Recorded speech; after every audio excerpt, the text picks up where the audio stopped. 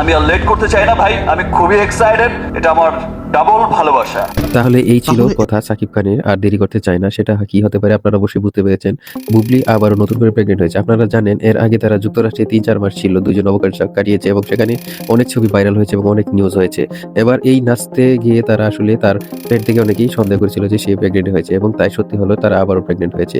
তবে এটাকে তারা বিয়ের আগেই কেন এটা হলো আবারও? কেন তাদের এরকম হলো? আসলে এই নিয়ে আসলে নেট দুনিয়ায় তুমুল তোলপাড় হচ্ছে। যদিও সাকিবিয়ানরা তার ভক্ত, তবুও সাকিবরা স্বাভাবিকভাবে নিচ্ছে এবং তারা খুবই খুশি, সমস্যা নেই। আসলে আপনার মতামত কি অবশ্যই আপনারা কমেন্ট বক্সে জানাবেন। আর এটা বিষয়টা আসলে নেট দুনিয়ায় বেশ ভাইরাল হয়েছে।